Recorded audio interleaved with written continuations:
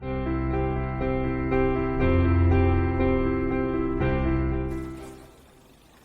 pompe rythmique évolution est une pompe multithérapie permettant l'administration de traitements par perfusion, comme la PCA de morphine. Voici la pompe.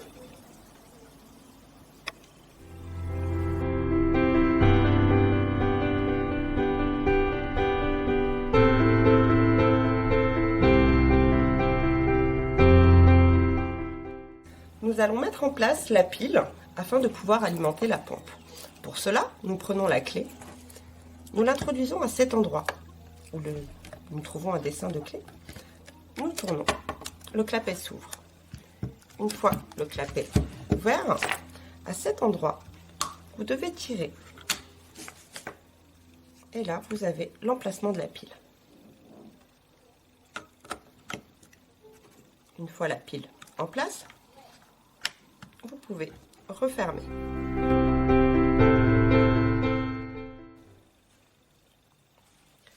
Une fois la tubulure remplie, ou appelée full set, il faut la mettre en place. Vous avez un premier schéma qui peut vous guider sur la pompe ou éventuellement dans le sachet de tubulure. Pour l'introduire, ouvrez à cet endroit. La tubulure se constitue ainsi. Il y a un petit rectangle et un rond, un clan et le filtre. Le clan et le filtre doivent se trouver à l'extérieur. Le rond se place ici et le rectangle ici. Une autre solution ne fonctionne pas. La poche rentre dans l'emplacement. Et là, vous pouvez fermer. La tubulure est en place.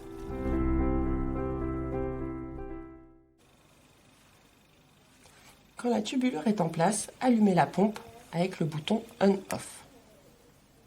Appuyez longuement. La pompe s'allume. Elle vous demande un code que votre infirmière NHC vous transmettra. Une fois le code rentré, la pompe vous propose nouveau patient, nouveau programme, changement de poche ou redémarrage après off. Nous allons rentrer une nouvelle programmation. Nous validons le premier intitulé nouveau patient, programme.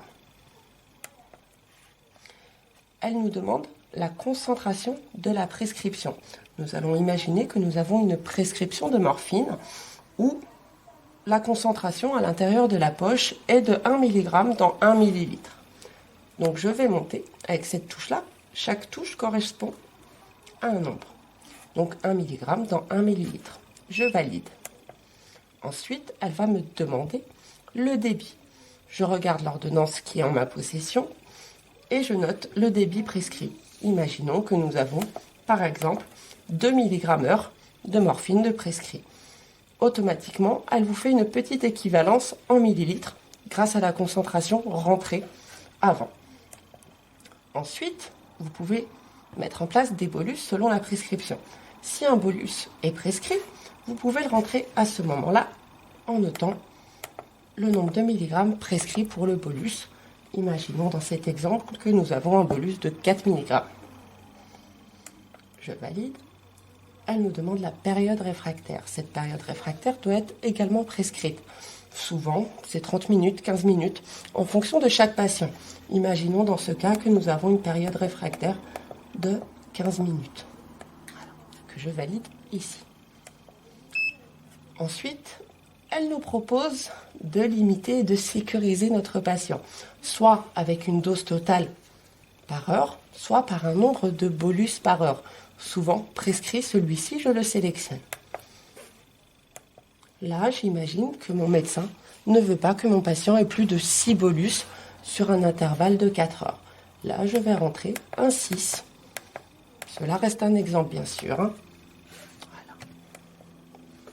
Ensuite, le volume à perfuser, c'est le volume que nous avons dans la cassette. Vous avez des full sets de 200 ml ou 200 ml, mais rien ne vous empêche de mettre 50, 70, 90 en fonction de votre prescription. Dans ce cas, je vais dire que mon réservoir fait 100 ml.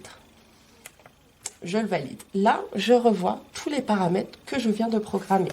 Donc, à perfuser 100 ml avec une concentration de 1 mg par millilitre, un débit de 2 mg équivalent à 2 ml. Je valide encore une autre fois. Je vois le bolus, 4 mg, soit 4 ml, avec une période réfractaire de 15 minutes et un nombre de bolus 6 max toutes les 4 heures. Je valide. La pompe me marque qu'on est en pause. Pour la lancer, j'appuie un double clic sur Start. Elle me propose si la ligne est purgée. Si je mets que la ligne n'est pas purgée, je peux la purger via cette touche.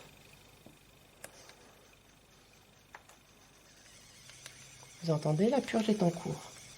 Je considère que ma purge est faite. J'arrête. Et là, je refais un double clic. La pompe est en marche.